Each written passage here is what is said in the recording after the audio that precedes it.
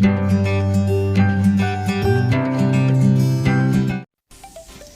Welcome back to my channel. Kamusta na kayo? Tinan mo si Tita Jen. Mag-gardening ulit tayo. Meron akong bagong project.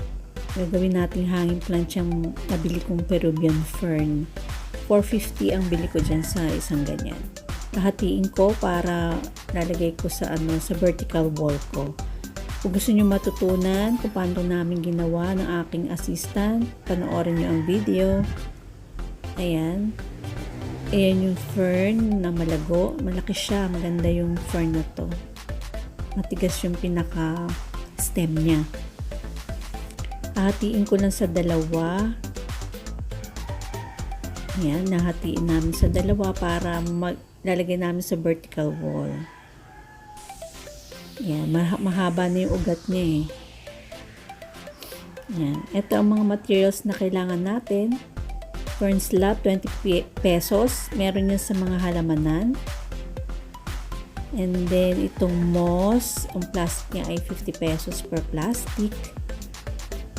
Ayan. Iyan ang pantatakip natin dun sa ugat para hindi halata, para mas maganda.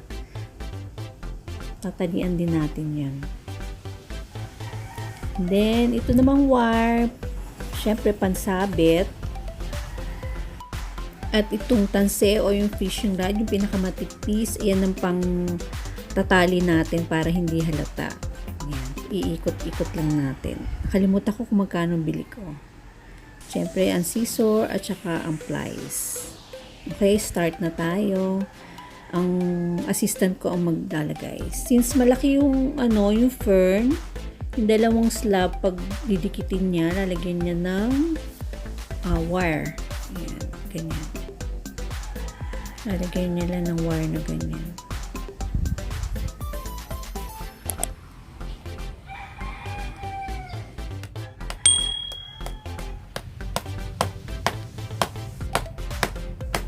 Since hindi ko kayang magaganyan, kaya kumuha ko ng aking assistant. Siya ang maglalagay ng mga wire-wire na ganyan. Ayan yung nadikit na, napagkabit na yung dalawa. And then, may isang mahabang yan kasi ilalagay namin sa vertical wall namin na sa garden namin. Depende sa inyo kung anong saan nyo lalagay. Kaya depende din ang wire nyo. Ayan, lagay natin yung fern. Tapos, ibabaw. Tapos, ilalagay natin ng moss. Ayan. Dadagdagan nyo yan syempre para matakpan yung yung ugat. And then, tsaka natin tatalian.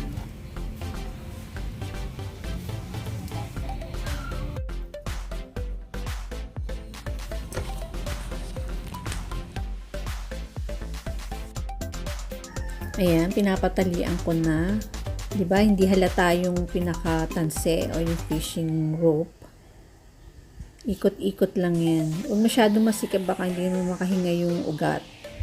Ayan, paikot-ikot lang. Ganun lang. Diba? Madaling gawin.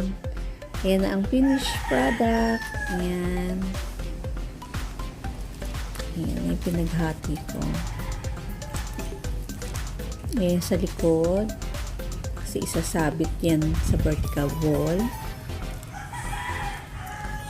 Ayan na.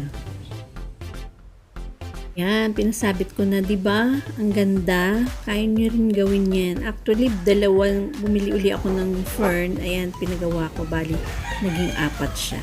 Yan, pa-decorate niyo lang sa wall niyo. Yan. I hope may natutunan kayo sa aking video. Comment down below kung nagawa niyo na yung ganyan o meron din kayong Peruvian Fern. Kung saan niyo nilagay. Okay, don't forget to subscribe, like, share. Okay, thank you for watching. Bye-bye.